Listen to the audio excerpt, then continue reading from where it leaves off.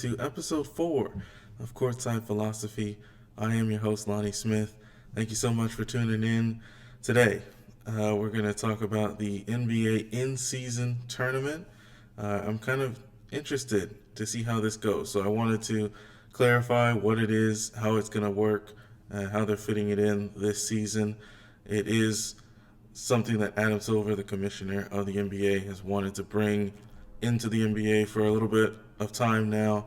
He's checked out the EPL, the English Premier League, and seen how having some in-season tournaments has been beneficial to their league. So he wanted to bring something like that to the NBA, and in the new CBA, this was incorporated. So I'm going to talk about that, and then at the end, I'm actually going to switch gears and go into the NFL, and I'm going to talk about a new metric that I've come up for evaluating quarterbacks. I dropped my list based on the new metric on Twitter at CourtsidePhD. If you want to check that out, and I'll talk about it here at the end of the pod. Mainly a discussion surrounding Brock Purdy, kind of for why I even went down that avenue of looking into creating a new metric. But as promised, let's jump into the first part of the pod, the in-season tournament. So it is going to be, I think, something that the fans will ultimately appreciate. I'm not as skeptical as some others. I actually think there's no harm in giving this a try, right, to see what it ends up being like, and who knows, it could turn into something. So I'm willing to give it a chance, right? So what is it? So the in-season tournament was, again, Adam Silver's idea. ESPN broadcast kind of the initial selection of teams, and I'll get into that in a second. But it's a tournament that will not add any more games to the schedule. And so teams will just play their regular season games, but certain ones will also count towards this tournament. So that will be in the month of November. If you're watching an NBA game on a Tuesday or a Friday in the month of November, that game is not only a regular season game, but also a game that counts toward this in-season tournament. And so here's how they structured it. So it started by putting together teams in groups. So there's going to be 3 groups in each conference. And so each group will therefore have 5 teams in it, since there's 15 teams in each conference. The teams were placed in each group based on a random drawing that was defined by last year's standings. So here's how they did it. They created 5 pots. In pot 1, they put the teams that finished first, second, and third in their conference. In pot 2, they put the teams that finished 4th, 5th, and 6th in their conference. Pot 3, the teams that finished 7th, 8th, and 9th in their conference. Pot 4, the teams that finished 10th, 11th, and 12th in their conference. And pot number 5, the teams that finished at the bottom in 13th, 14th, and 15th place in their conference. As I said, the games are going to be played on Tuesdays and Fridays exclusively, except for one day. That would be Tuesday, November 7th. That is Election Day, so there won't be any games on that day. So each group consists of the 5 teams. So if you're a team in a certain group, you're going to play each of the other 4 teams once. 2 of those games will be on your home court, and for the other 2, you'll have to go on the road and play those games. You'll play 4 games, right, in total, and then they'll decide a winner of each group based on who had the best record. And so the winner from each group would advance out of what's the group play stage initially into the single elimination knockout rounds, which will start in early December. So since there's 3 groups, each winner of each group will advance to the knockout stage. So that's just 3 teams.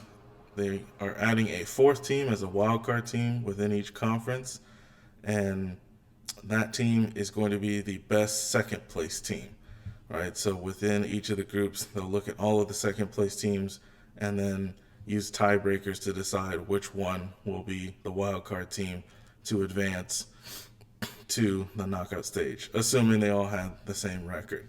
Right? If one of them had a better record than the others, then that's the team that would go into the knockout stage. So the tiebreakers are as follows. If there is a game within the group play that involved a head-to-head, they'll use just that result, that head-to-head result, to decide the winner.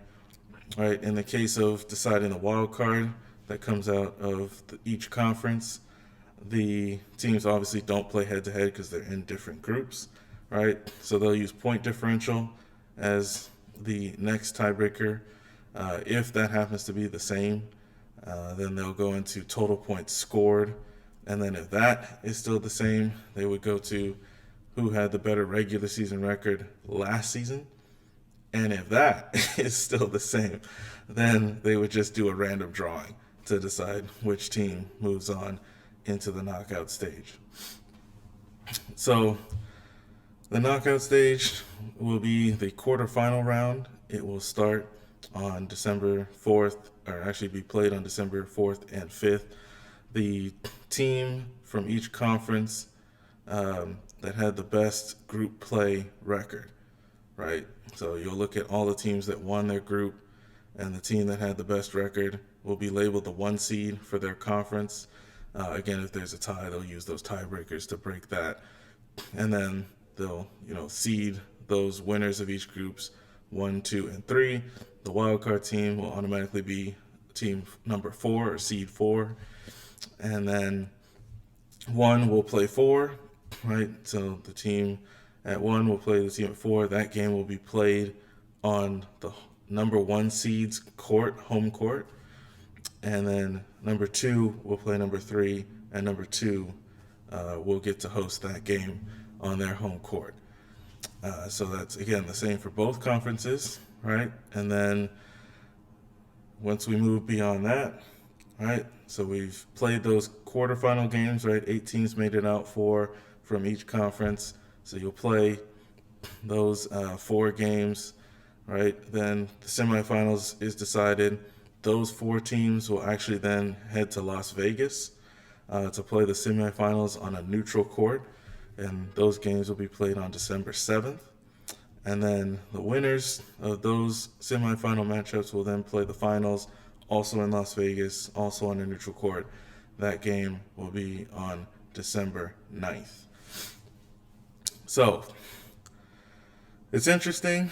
It's a pretty cool setup. So we actually will then have to go through what happens to the other teams, right, that don't make it as far on the journey. Quickly, let me just also detail that last game, the championship game on December 9th.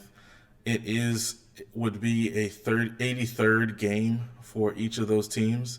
So with regard to regular season record and statistics, those stats from the championship game would not count. So it does not affect your record that they'll be using later on, obviously in the season, to determine the playoff seeding and all of that. And it does not add, or you can't add any stats from that game. Those will not be included in the season-long stats. So if you happen to drop a 50-piece in that game, well, I'm sorry, you can't add that one to your official NBA stats. But I'm sure there'll be some place where you can at least go see what happened in that game, right, after the fact. They'll drop a box score somewhere. Okay, so that's the process, right? They made the groups, right? 3 groups of 5. The winners of each group move on. A wild card team is decided by a tie break, right? 1 plays 4, 2 plays 3, and we move from quarterfinals play, single elimination, to semifinals play, to the finals. And so then, the flip side, what happens to the teams that don't make it, right, past the group stage, right? There's going to be 4 teams that come out, and since there's 15 in each conference, that means 11 teams from each conference are not going to advance. So 22 teams total will not qualify for that knockout stage. So those teams will then play 2 regular season games. Those games will be on December 6th and December 8th, right? So the 2 days not overlapping with the games for the semifinal, um, or yeah, for the semifinals and the finals. Right, the semifinals games will be on December 7th. The finals game will be on December 9th. So on December 6th and 8th, all of those other 22 teams that didn't make it to the knockout stage will play each other in 2 games. There will have to be a cross-conference game since there's an odd number from each conference, right? 11 teams from each conference. So the NBA will decide on that and who ends up in that cross-conference matchup. But otherwise, it would be the rest of them, the other 10 teams will end up in a or a same conference matchup on those 2 days. And then you go to the next round, right? So in the group stage, 11 teams don't make it out from each conference. Then you go to the knockout stage, first round or the quarterfinals. So there will be 8 teams that play, but only 4 will move on to that semifinals in Las Vegas. So the other 4 teams that do end up losing in the quarterfinals, they will also then play a regular season game on December 8th, and their opponent will be the other team that lost from their conference, right? So if we go back, right, let's just take the Eastern Conference, for example, right? The 1 seed in the Eastern Conference was playing the 4 seed, and the 2 seed was playing the 3 seed. Let's say the 1 seed, it moved on, and the 3 seed moved on. So then the 2 seed and the 4 seed were the losers of the quarterfinal matchup. They will then play each other on December 8th in a regular season game. I think the team that's the higher seed will get to host that, or the better seed, I should say, will host that game. So that's what happens to them. So you still end up with 82 regular season games. It does not change the total, right? It's the same number that it's always been. The only caveat is the 2 teams that make the finals would play an 83rd game. And again, the stats for that would not be incorporated officially into their stats for the season. And the result is not added to your record. So every team will still end up with an 82 game total at the end of the season. You are incentivized by some prize money. I don't know if they have the official numbers out. They might, but it will increase the amount of money that you earn as a player. The further you go, you do not get any for just the group play stage, right? So the only way to earn some money, some extra money, is to have your team advance to at least the knockout stage, right? At least to the quarterfinals. So those that make it to the quarterfinals will earn a certain amount of money, and then if you make the semifinals, you earn a little bit more money, and then the finals, even more money. So there's a little bit of an incentive there for the players. We'll see how much that means to some of the top guys, right? Because they're already making a lot of money for what they do. But it might be nice for them to do it for the younger guys on the roster who don't obviously make quite as much. And so more, along that, the money in that range of $50,000, whatever it ends up being, is more significant to those guys that are obviously not like the superstars of the team and are helping fill out the roster. So, something that they could definitely do for their teammates there. And the NBA will actually come out with an MVP and an all-tournament team. So they are the ones who will decide that. It doesn't seem to be that it will be voted on by any of the media or the players. It's just going to be the NBA, I guess, looking at only the results and stats and things from these tournament games, so group play plus knockout stage, to decide who was the MVP of the first in-season tournament and which players make the all-tournament team. I believe it's just going to be one team, so the top 5 players during this tournament. Okay, so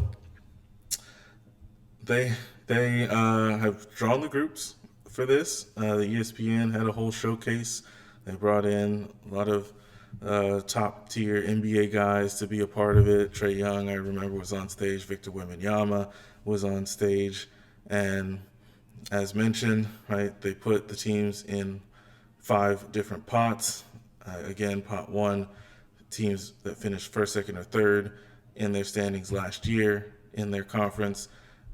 Pot 2, teams that finished 4 through 6. Pot 3, teams that finished 7 through 9 in the standings. Pot 4, teams that finished 10th through 12th, and the last pot 5, for the teams at the bottom in 13th through 15th place. So let's take a look, right? Let's take a look at this. We'll go through the East first. So the East Group A, the first team pulled was the Philadelphia 76ers, who finished third in the East last year. So they start the group. The Cleveland Cavaliers, who were fourth last year in the East, are also in the group. The Atlanta Hawks were drawn as well, so they were seventh in the East last year, so they're in the group. The Indiana Pacers, who were 11th, they're in the group. And finally, the Detroit Pistons, who finished last in the East last year, round out the first group. So that is the East Group A. It's going to be hard to really predict this thing.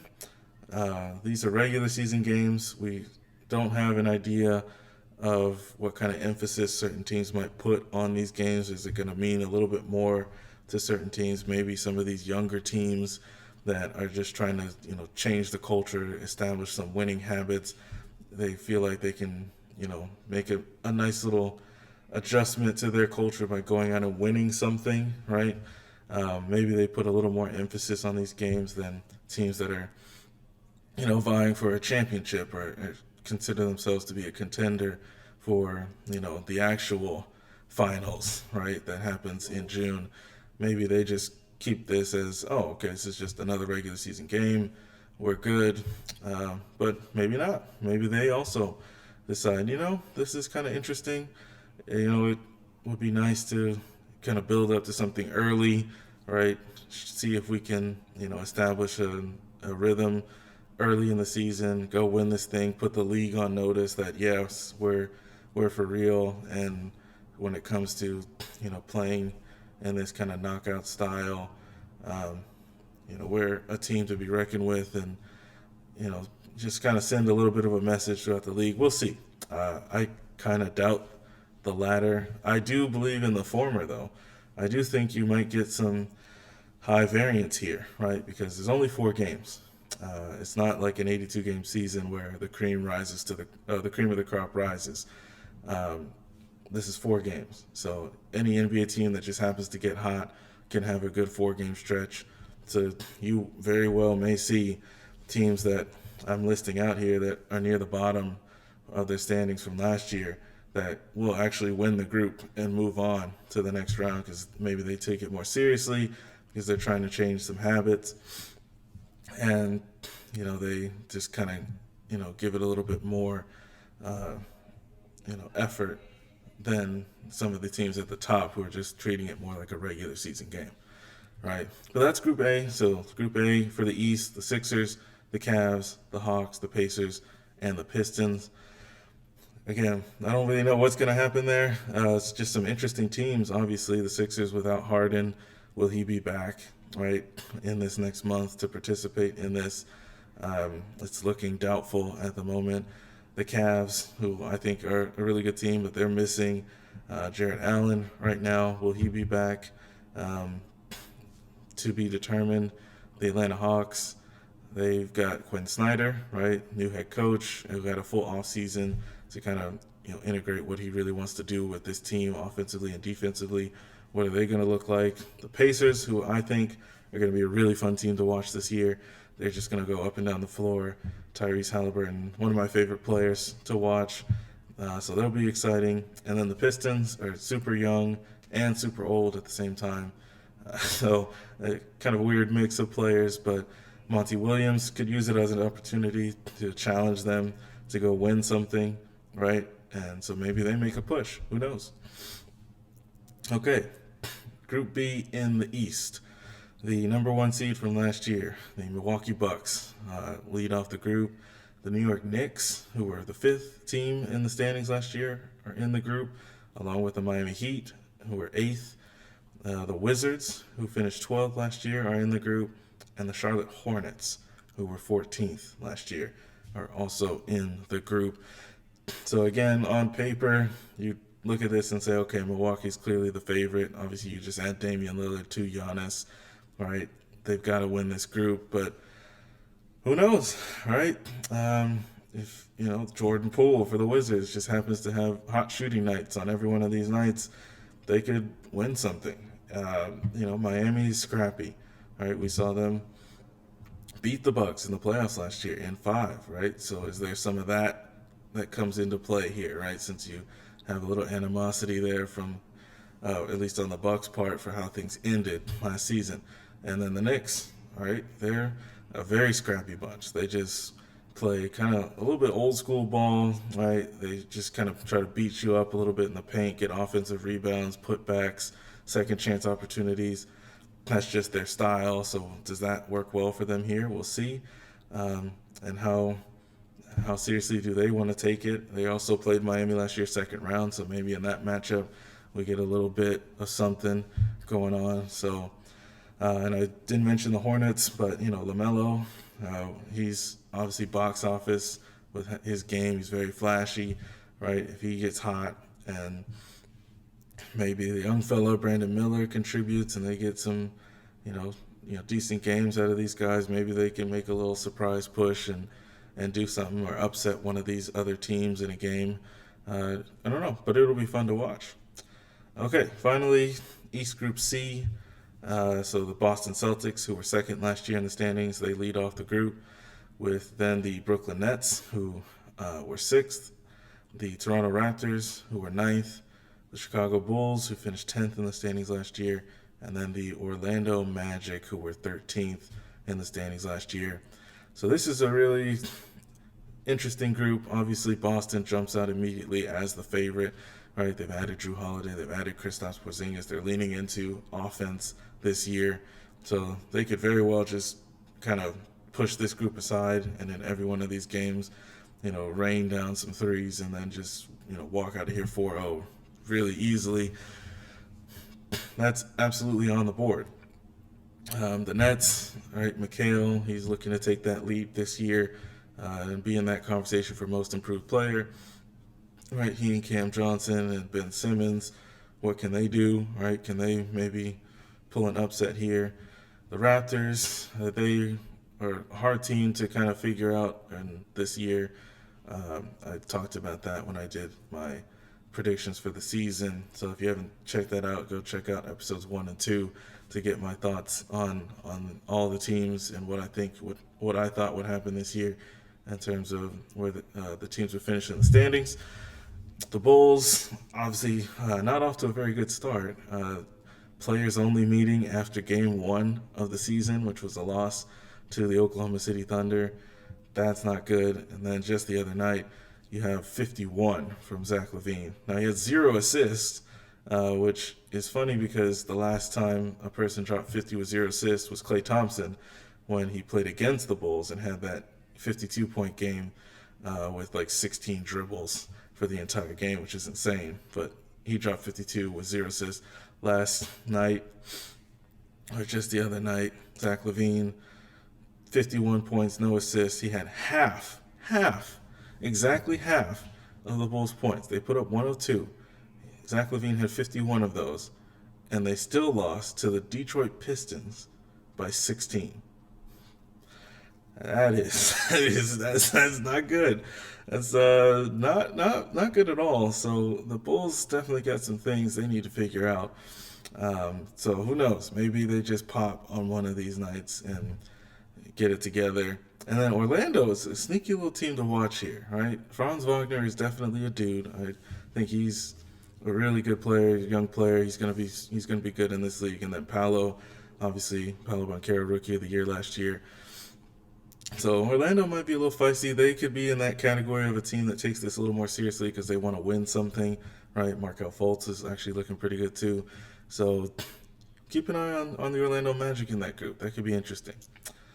All right, let's switch to the other conference, the Western Conference. Group A, the Memphis Grizzlies, who were second in the West last year. they start off the group. The Phoenix Suns, who were 4th, are in the group. The Los Angeles Lakers, who were 7th, are in the group. The Utah Jazz, who were 12th, are in the group. And the Portland Trail Blazers, who were 13th, are in this group. Obviously, when the group came out, we were looking at those top 3 teams like, oh, those are some heavy hitters. Unfortunately for Memphis, they've already been hit with some serious injuries. Steven Adams is out. If you haven't heard, for the entire season, he was trying to do some rehab to his knee to increase the stability there, but he was trying to do it in a non-surgical manner, a non-operative manner, and it did not work, unfortunately. So he is having surgery, or may have already had it at this point. But it does put him out for the season. So that's a big loss for them. He's a great screener, right? Great guy to have on offense to open up other guys as they're coming off those screens. And then just a guy who's a professional that knows where he needs to be, plays solid defense. Yeah, that's a big loss for them. And, of course, Ja Morant being suspended until December 19th. So he will not be able to participate in any of these games. Even if they made it to the finals, they would have to play without Ja Morant. So they're already down a few guys, and they're not off to a great start. Unfortunately for them, they're 0-3. So they've got to try to turn this thing around as quickly as possible. Phoenix Suns, obviously, with all their talent, you could easily make a case that they go 4-0 in this group and just move on. But injury concerns, which are already apparent. Bradley Beal has yet to play his first game as a Phoenix Sun as of this recording. Right, he missed the first 2, I believe, with lower back tightness or stiffness. And then Devin Booker played game 1 of the season and looked good, looked real good. But I guess he's dealing with a toe injury, so he sat out game 2. So we'll see if he's able to, play most of these games. So right now, Kevin Durant has been the healthiest of their big 3, and he's looked good. He's off to a good start this season. You got the Lakers, right? LeBron, AD. They're on the court together. They're a tough duo. They got to figure out, the rest of the rotation with these new guys. But, they're going to be a team to try to beat. We'll see how seriously they take this, right? The Jazz, again, they fall in that category of a team that could maybe try to, show that they're building in the right direction. So an opportunity for Lauri Markkanen, John Collins, right? Those kind of guys to maybe, make a little bit of a statement if they can, get out of this group, right, with the Suns and Lakers in it. And then the Trailblazers, who I already thought were going to be bad, and then Anthony Simons unfortunately goes down with an injury to his thumb. His UCL needs to be surgically repaired, so he is out for 4 to 6 weeks, so he will miss this entire thing, so they won't have him. So we'll see. Anything's possible, but I don't think the Trailblazers will be making out of this group. But maybe Scoot does something special, or they get something out of Shaedon Sharpe or somebody on the team, but it seems unlikely at this point. Okay, Group B. The Denver Nuggets, the defending champions, start the group. The LA Clippers, who were 5th last season in the standings, they are in this group. The New Orleans Pelicans, who were 9th, are in the group. The Dallas Mavericks, who were 11th, are in the group. And my Houston Rockets are in this group. We were 14th last year. Forgot to mention, as you can see on the screen, there's a Rocket symbol. Putting my bias right out there for anyone who's new. I am a Rockets fan, so just make sure we understand that. So I'll be talking about them throughout the season, and I'll talk about them here. But let me start with the Nuggets. Obviously, they've got the best starting 5, not just in this group, probably in the NBA. So if they take it seriously, they could absolutely walk through this whole group. But it could get a little interesting, right? The Clippers, at least for now, are healthy. Kawhi and PG are playing. When they're on the court together, they're a really good tandem. They don't have Terrence Mann at the moment, but they hopefully will get him back soon.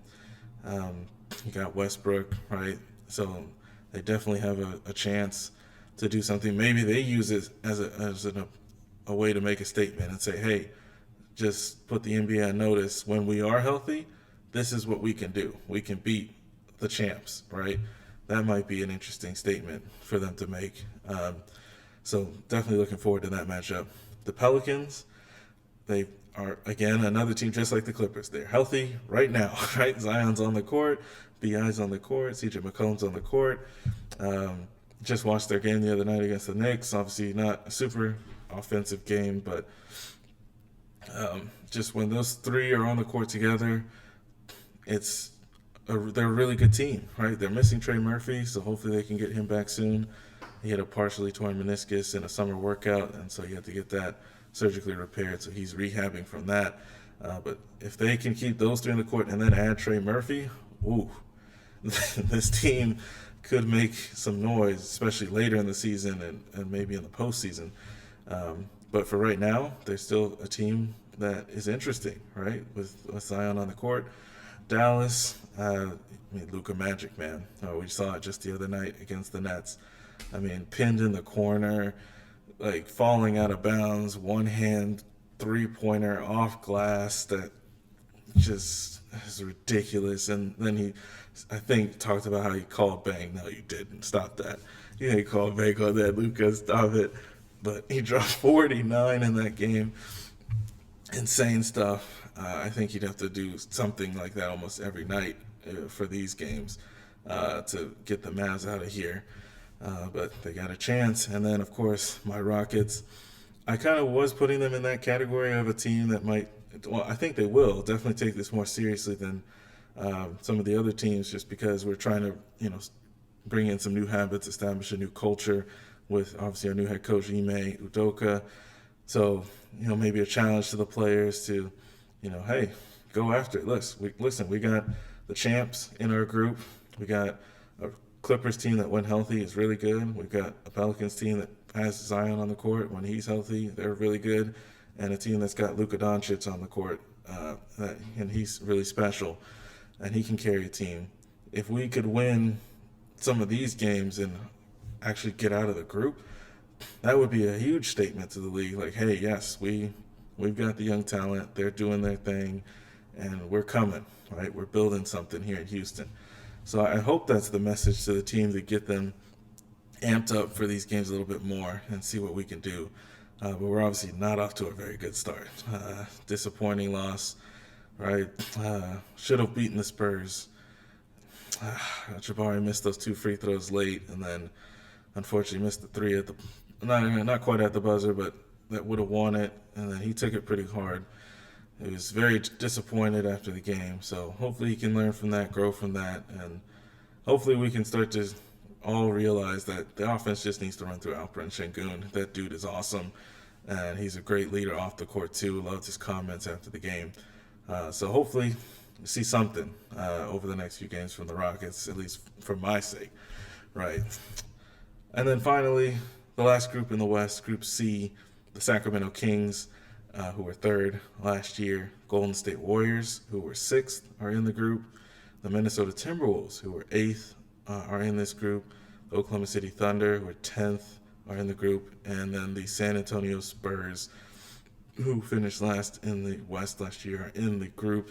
This might be my favorite group to watch during this little tournament play.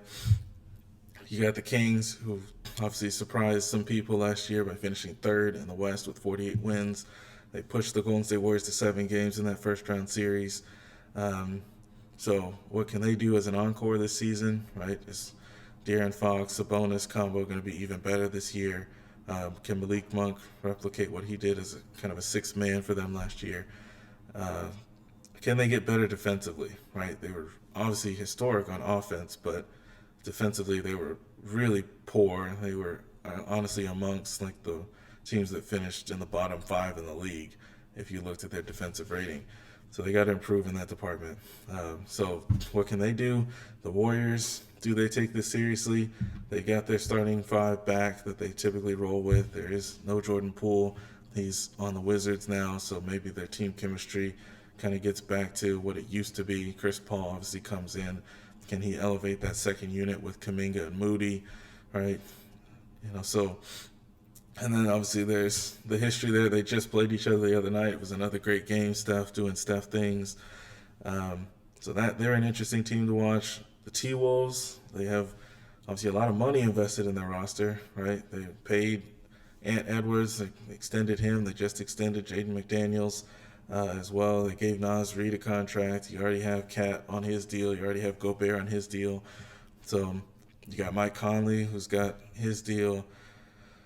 They got a lot of money invested in this roster, and they do have the talent, right? So maybe Ant continues his kind of coming up party that he started in the FIBA World Cup, where he was the guy, right? If he can bring that guy into this environment, there's a chance to make a statement, right? The Warriors obviously are a champion from a few years ago. The Kings were the it team last year. Maybe you can come in and knock them off. OKC, Shai Gilgeous-Alexander, SGA he's that dude. He's special. He's a really good player. Chat is doing his thing. He had 7 blocks just the other night. So are they going to be one of those teams that looks to make a little bit of a statement as well, right? They were 10th last year in the West. They made the play-in. I believe they took out the Pelicans in the first round of the play-in and then lost to the Timberwolves in that last play-in matchup. Do they go after this a little bit and try to see what the young fellas can do in this kind of a setting, a one-off, and see if they can't make a little run to the finals? And then, of course, the Spurs with Victor Wembanyama. He's different, man. I don't know what else to tell you. This guy is just so long. He's doing things we've never seen before in terms of like the amount of court that he can cover. All right, he can just. It's so interesting to watch. You definitely have to watch him when he's out there playing. So just use this as an opportunity to maybe challenge his young team to make a little bit of some noise, right? Taking on a really good, obviously historically great Warriors team, right? A T-Wolves team that's got a lot of talent, right? The Kings, who were the it team last year, and are looking to run it back.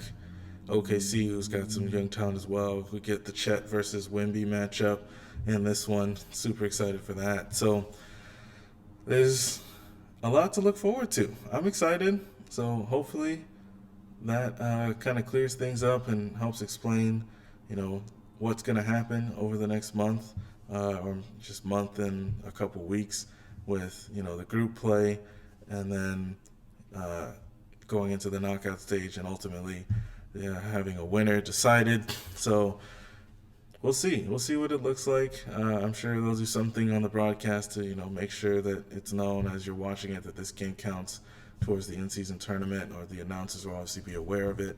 But yeah, okay. That is that. So hopefully that makes sense. And I'm actually gonna switch gears here to a different sport. So I'm also a huge NFL fan. I've got my team, the New Orleans Saints, for the NFL. Born into that fandom and sticking with it. Obviously, it hasn't been a great season for us so far. Looking to turn that around, but I've been talking with Pradeep, who was in the last video in episode 3. If you haven't seen it, he and I have gone back and forth on Brock Purdy. All right, because there's been this whole discussion about how good is he, right? Like, is he really good? Is he this good? Is he like top 5 good?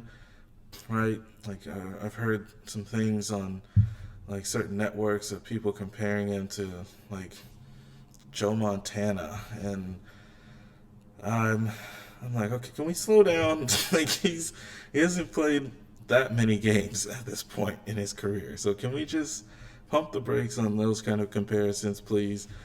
And so my instinct told me that he was probably around 12 to 14 in terms of if I had to pick quarterbacks, rank them, 1 through 32.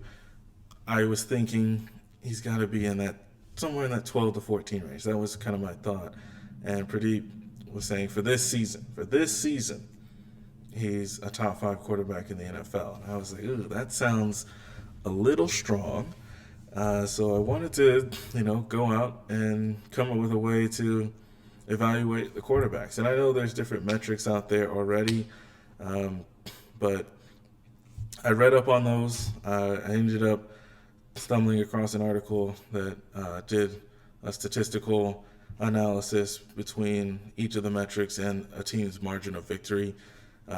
Since wins and losses are able to be swayed by 2 or 3 plays in a game, to really kind of evaluate how good a team is, you would actually want to look at their margin of victory as a better measure. And so then if you can correlate some quarterback performance statistic to that, it should be pretty good. So the one that seemed to do the best was QBR, which is from ESPN.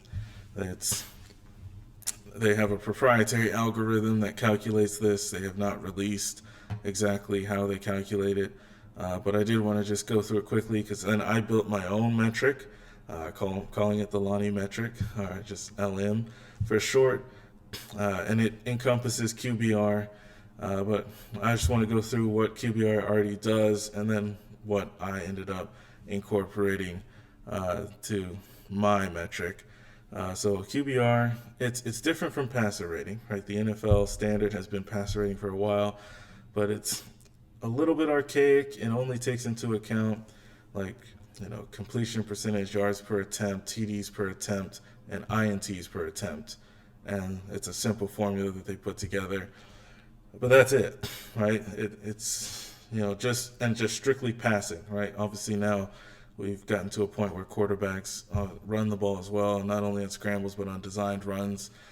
So that's not incorporated in passer rating. It's just strictly any pass that you throw, right? Completion yardage or completion percentage, yardage per attempt, those kind of things.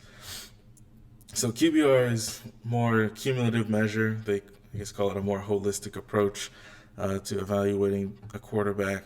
So it does account for some other things that passer rating doesn't, right? Like throwing distance, sacks taken, fumbles, penalties, right, that are on the quarterback.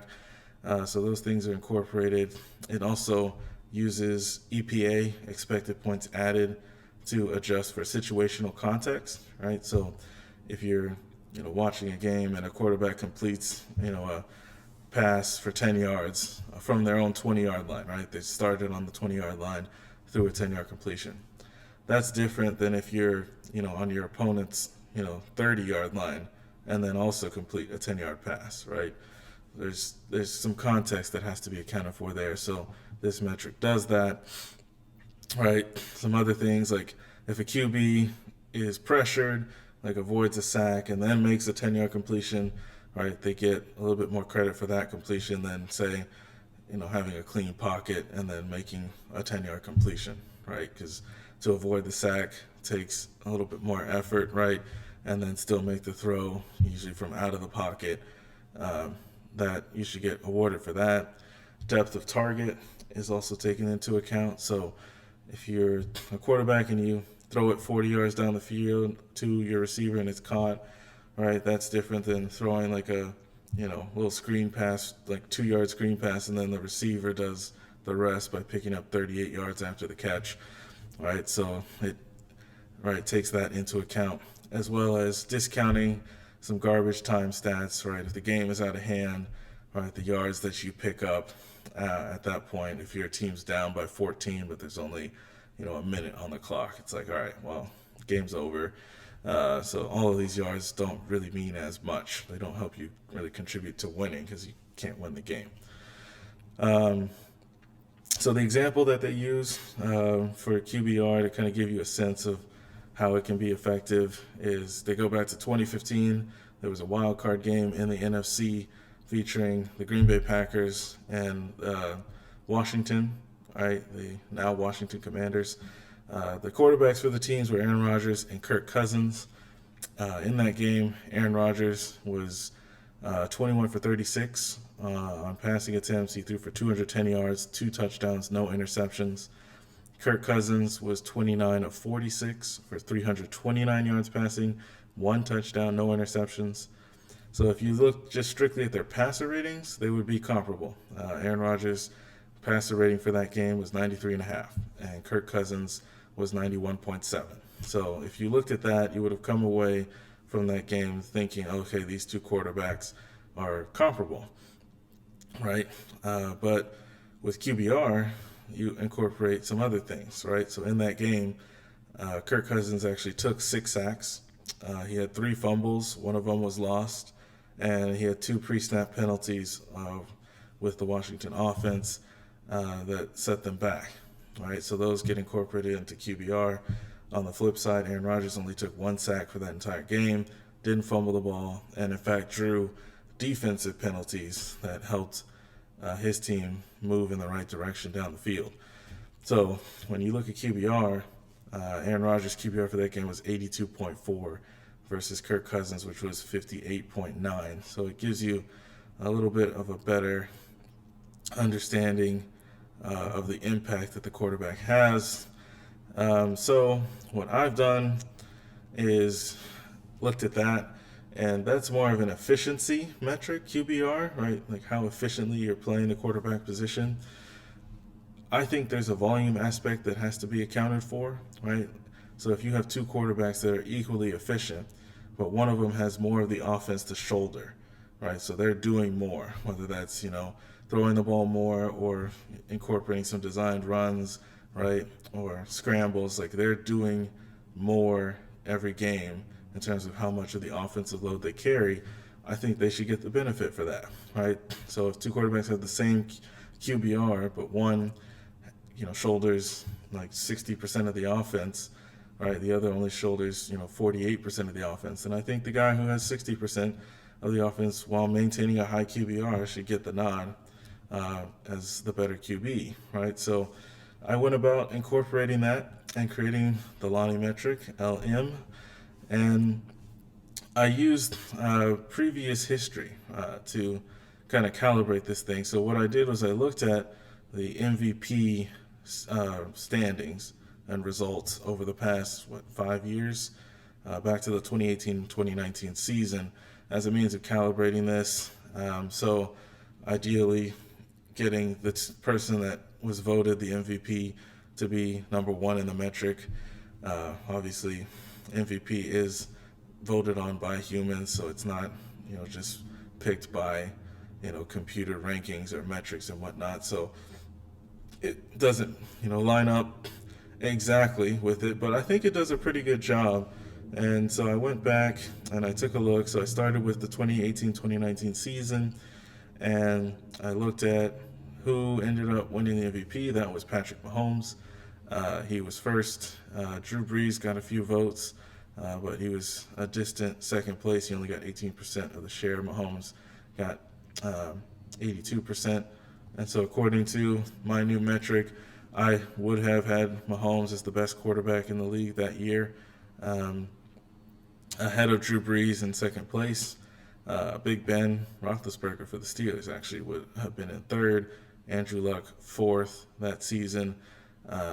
But so far, off to a good start, right? Mahomes was the guy that I would have picked to win MVP that season. The next season, 2019-2020, right? That was the year Lamar won it unanimously. Right, so if you go and take a look at that, so I'm using Pro Football Reference just to look at the awards voting. Lamar got every single vote, all 50, and won it going away. And the metric spits out he was the top quarterback that year. His QBR was 83, which is insane. And he did shoulder almost 60% of the offense. He was just ahead of Patrick Mahomes, who had a QBR 77 or 78. And he also shouldered 60% of team's offense that year. So yeah, I got the 1-2. Drew Brees, interestingly, was third that season. And then actually Ryan Fitzpatrick, even though the Dolphins weren't very good record-wise, like the quarterback play was actually not their issue that season. He actually finished fourth in the metric. Dak had a very good year that year. He was fifth. Stafford was with the Lions at the time. He only ended up playing 8 games that season, but he was sixth, and some other guys pop up in the top 10. So far, I think he's doing a good job. Our first discrepancy in terms of with the MVP happens in 2020-2021 season. So that was Aaron Rodgers who ended up winning that one. But my metric disagrees. So if you look at the voting, Aaron Rodgers took 44 out of the 100 votes, or out of the 50 votes that season. Josh Allen got 4. Patrick Mahomes only got 2. So Aaron Rodgers ended up winning it. He had a ridiculous QBR that season of 79.8, so almost an 80 QBR for A-Rod. But my metric actually had him third on the list. I would have gone with Mahomes, according to the metric.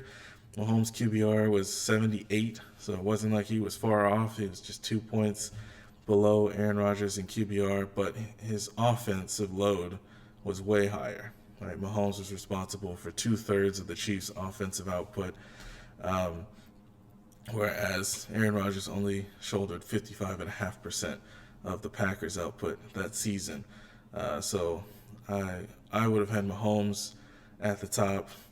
Interestingly, Josh Allen actually pops up second on that list. He also shouldered more of a load of his team's offense than Aaron Rodgers. He had a 65% load while having a QBR just over 76.5. So he would have also just been ahead of Aaron Rodgers. And in my metric, and then that was the year the Chiefs did make the Super Bowl, but they did lose to the Bucs in that one. But I would have voted for Mahomes. Personally, in my recalling that season and thinking back, I do believe I had Mahomes as the guy I would have voted for over Aaron Rodgers. I think a lot of voters were enamored with his QBR, though, and so they ended up voting for him with a nearly 80 QBR. And then the next season, he won it again. So he gets his second MVP. He got 78% of the vote, 39 out of the 50 first place, or out of the 39 out of the 50 votes. Tom Brady ended up with 10, and Cooper Kupp, right? He had the Triple Crown that season. He got a vote for MVP. So again, this is a discrepancy or a disagreement that my metric has with the voting. I actually would have had Tom Brady as the winner of the award. Again, it's the amount of offensive output that kind of brings Aaron Rodgers down in my metric. His QBR was 74 that season, which is really good, but Tom's was 73, so it's 1 point difference, right? And yet Tom had the responsibility of shouldering nearly 2/3 of the Bucs' offensive output, or just their offense, I should say. Aaron Rodgers was a little bit higher than the year before, where he was at 55.5. This season, he was 57.4. But the voters again went with the guy who had the slightly higher QBR, and obviously there's some eye tests to the voting for sure. A lot of eye tests, right? You watch and look at certain things, but again, I recall that season, and come the end of it, I actually would have picked Brady over Rodgers. I thought it was close, and this metric does put him really close. Interestingly, it does actually put Justin Herbert in second place here, and I don't know that the Chargers made the playoffs that year, but the Chargers typically do Chargers things. So even if they do get good quarterback play, they somehow find a way to not make the playoffs in certain years, or most years. So, but then Josh Allen was fourth that year in the metric. My homeboy was fifth, and then Matthew Stafford was sixth, and that was the year the Rams beat the Bengals in the Super Bowl. So Joe Burrow was 13th in this metric, was definitely above average compared to the rest of the NFL that season. And then last year, my metric picked Patrick Mahomes to be as the best quarterback in the NFL. And again, typically MVP at this point is a quarterback award. So hence why I'm calibrating to it, or was calibrating to it. And it is in fact what happened. They changed the voting process so you could actually kind of rank who you wanted. It's still 50 people. You still obviously had to place first place vote, but then you got to place who you would pick as second, third, and it's now based on points instead of strictly just the votes. But Mahomes got 48 out of 50 first place votes. Jalen Hurts got 1. Josh Allen got 1. So Mahomes won it going away. So I had Mahomes as the clear winner of the title last season, best in the league. Allen was second. Actually, had Tua at third in the 13 games that he played. And then Jalen, obviously, with the Eagles, they made the Super Bowl. He was fourth in the metric last season. And so, in most of the years for this metric, I'm just incorporating the 32 quarterbacks, right, that start for each of these NFL teams. But in some, right, I am adding in maybe an extra quarterback if there were enough games played by that quarterback. So, for instance, if we go back to 2018, 2019, the Ravens had Joe Flacco start that season. He played 9 games. But then Lamar came in after their bye week, and he played the last 7 games of the season, right? So I put both of them in to see what they did. And then, again, in 2020, 2021, the Cowboys had 2 quarterbacks. Dak started the year. He played 5 games and then unfortunately got injured. And so Andy Dalton took over and played the last 11. The metric shows the drastic difference. Unfortunately, Dalton was 27th in the rankings, considered below average for that season. Dak in those first 5 games was on pace to be in the conversation for the MVP. He was 3rd in the metric just using the 5 games that he played. So if he had continued on that trajectory, maybe we're having a different discussion about Dak and who he is as a quarterback. And then last season, there were actually 2 teams that had 2 quarterbacks play significant time. The Commanders, unfortunately, had 2 that both were below average. In fact, Carson Wentz in his 8 games was last in my metric. And then Taylor Heineke took over for the last 9 games, and he was just a little bit better. He was 29th in the metric. The other team, which gets us back full circle to Brock Purdy, was the Niners. Jimmy G didn't actually start the season. It was Trey Lance, right? He started game 1, and then he went down, unfortunately, in game 2. So then Jimmy G comes in. He played, I guess, fine, like almost right on average. He was 19th in the metric. But then Brock Purdy had to come in for the last 6 games of the regular season, and he was actually 10th using the metric in those 6 games. So my question was then, okay, well, what's happening so far this year, right? Because I've watched some games for sure and seen, how these quarterbacks have been playing. And my question has just been, I haven't seen Brock Purdy have to deal with some level of adversity. And I mean from this standpoint, right? Because typically the Niners are playing from ahead, right? So he's got them on schedule, right? And the offense is in rhythm, and so they're usually ahead in the fourth quarter, and so they're just kind of, running the ball, mixing in the pass here and there, right? And they win the game.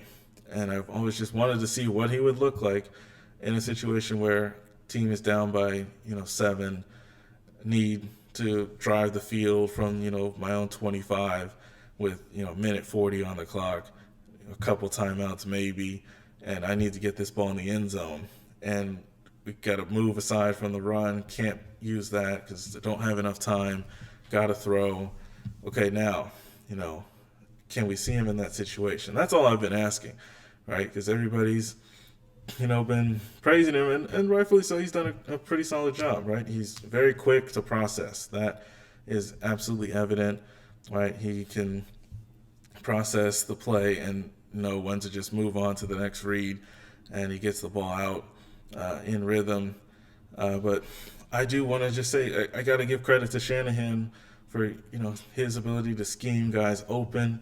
And then the interesting thing that came up, so last season, let me look back here, one season. So I mentioned that Brock Purdy was 10th in those 6 games that he played last season. So of all of the quarterbacks that I used, there were 34 of them last season. Obviously, I took into account QBR, as I discussed, but I also took into account percentage of the team offense, right, that you have on your shoulders. And every quarterback in the metric last season, all the other 33, had at least 50% of the responsibility on their shoulders. In fact, it's probably Yes, it's like at least 52% of the responsibility on their shoulders, right? Most of the top quarterbacks, right? Mahomes, the Allens, the Tuas, the Hurts, right? The Herberts and the Burrows, they're above 60% and sometimes upwards to like 65% of the offensive responsibility. The only quarterback in the entire NFL last season to not reach 50% of the offensive responsibility was Brock Purdy.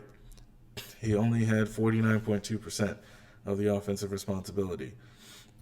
Now his QBR was pretty darn good, right? 67.6, but um, that was on right only 40% responsibility. So I've also had the question of if he were ever in the situation of having to shoulder more of the offense, like a Mahomes, like an Allen, like a Hurts, like a Burrow, right? Can he maintain that same level of efficiency?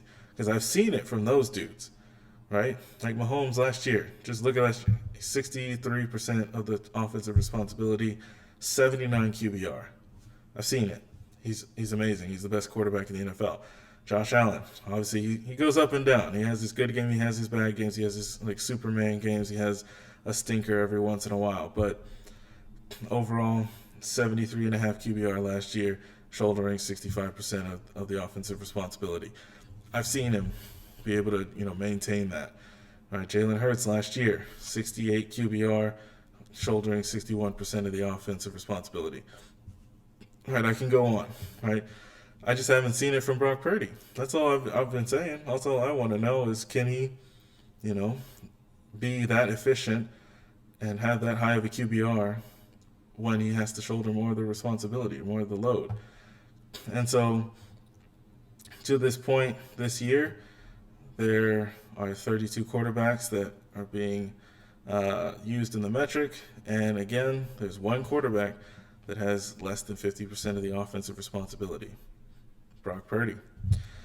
Now, he's got a QBR that's even higher this year. All right, so far his QBR is 75.7, and his offensive responsibility, though, is 49.4%, and that went up because it was actually a little bit lower than that. It was around 47% until he played that game against the Minnesota Vikings, where we did get to see that situation, right? Late game, down 8, need to go, drive the field, can't run it, right? Can't hand it to McCaffrey, right? He's, not going to be able to, you don't have time, right, to hand it off. So I got to make these throws. And he was moving, right? But then unfortunately threw the interception to end the game. And he had thrown an interception in the previous drive.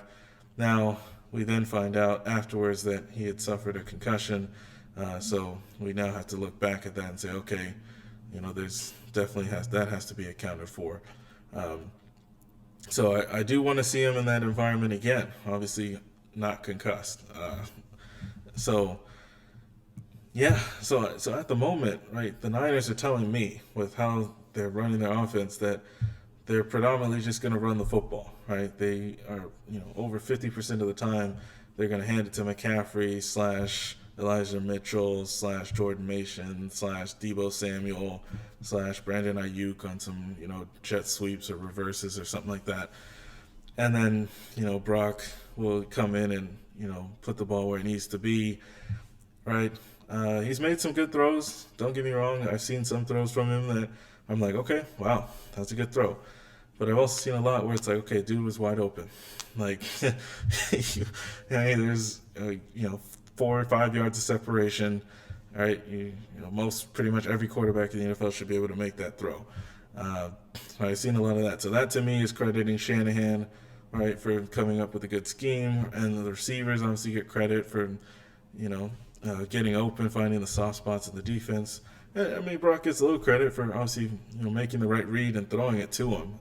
I got to give him some credit for that. But then again, every quarterback in the NFL, I think, should be able to make those kind of throws, right, where the guy's open, right? So that's all I've been saying. That's all I want to see from Brock Purdy is just that kind of a situation, or have him shoulder more of the load and see what they do there.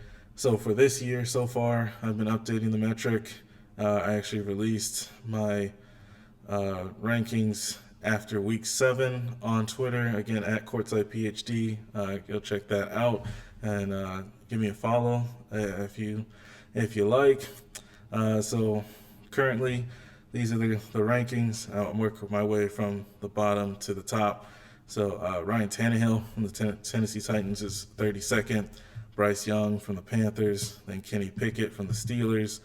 Zach Wilson from the Jets. Deshaun Watson from the Browns. And we got to figure out what's going on with Deshaun. I don't know what's going on with that shoulder. Things are just weird over there right now. Desmond Ridder for the Falcons at 27. Justin Fields for the Bears at 26. Then Danny Dimes, Daniel Jones at 25. Sam Howell for the Commanders at 24. Mac Jones for the Patriots at 23. Obviously played better last week against the Bills. See if he can play like that the rest of the season. Russell Wilson at 22. Joe Burrow, who obviously is typically not this low, he's at 21, but he's playing through a calf injury and obviously got off to a really, really bad start. Trying to play through that. We'll see what he looks like now after the bye week. And then Jimmy G, who's returning this week from an injury for the Raiders, he's at 20. Josh Dobbs, who may be starting to get his last couple starts here as Kyler Murray ramps up and gets ready to return for the Cardinals, he's at 19. Derek Carr for my Saints at 18. Hasn't played particularly well so far this year. Definitely missed some throws. Hopefully they can figure things out offensively because our defense is really good. Really, really good. We just need the offense to come along with us. And then Jordan Love at 17. All right, so that's the bottom half of the list. We move to the top half. How about the rookie, C.J. Stroud for the Texans? Wow. He has looked pretty darn good so far in his NFL career. He's at 16. Just ahead of him in the same division, Gardner Minshew for the Colts. Hasn't been terrible. Obviously, he didn't look good like 2 weeks ago, right? But last week against the Browns, right? Everybody was praising that Browns defense for what they did to Brock Purdy and that Niners offense the week prior in the upset win.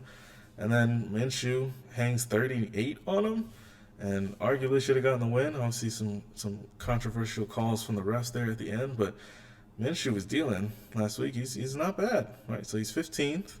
Stafford at 14. Dak at 13. Geno at 13. Baker Mayfield is... Geno is at 12. Baker Mayfield at 11. So he's been fine, right?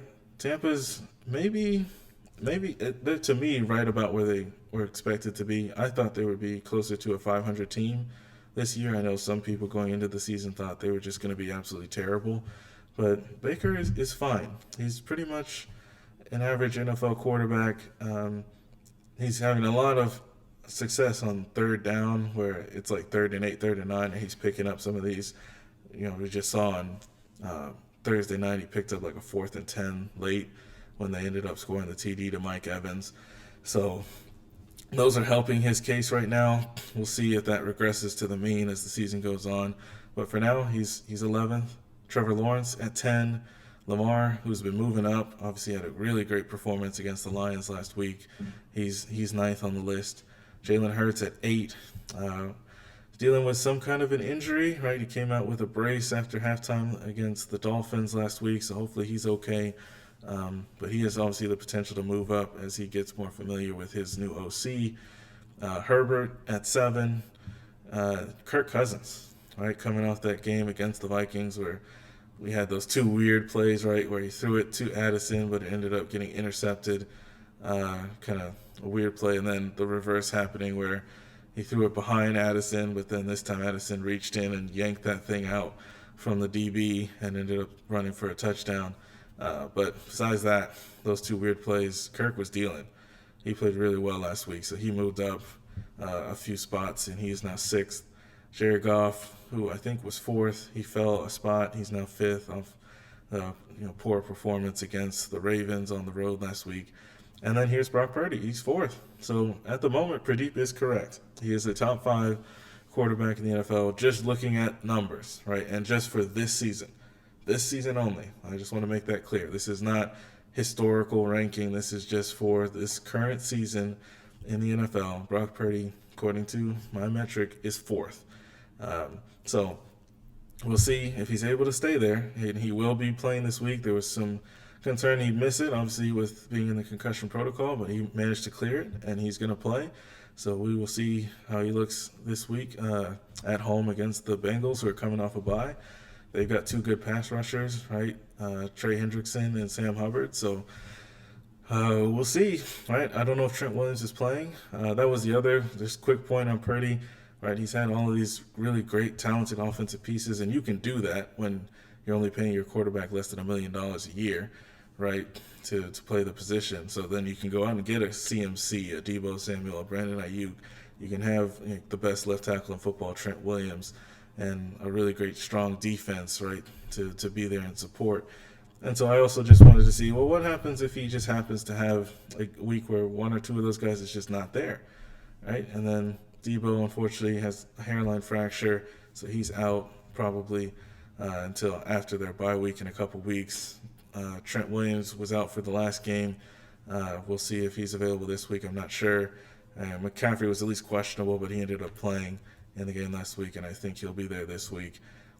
So I just had that as another question, right? So you don't want to obviously ding him too much for being around talented guys, right? But it's just something that other quarterbacks have had to deal with in the past, right? Not having their top guy or for a game and still having to kind of find a way to make it work. So just curious to see if that ever comes about. Obviously, I don't want to wish injuries on anybody, though.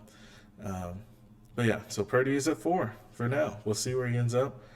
Tua at 3, Josh Allen at 2, and I imagine he'll make a push towards number 1 here after that performance on Thursday night. I know he threw an interception there off the tip, but otherwise, he had a strong performance on Thursday Night Football. And then at number 1, Patrick Mahomes.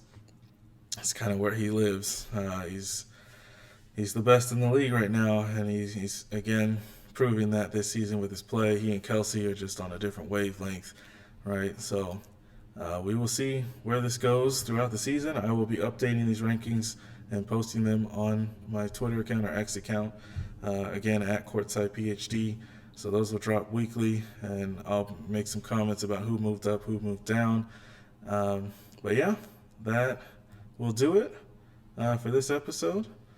Thank you so much for listening. Please drop a comment and obviously drop a like and subscribe. Let me know your thoughts on the in-season tournament, what you are excited about. Do you think it's going to be interesting or not? Let me know. And your thoughts on the metric, right? Do you think I'm onto something here, or is there something I'm missing? Obviously the eye test, of course, right? But other than that, let me know your thoughts. Okay, we will run it back again next time for episode 5. Until then, all right, thanks for tuning in. Peace.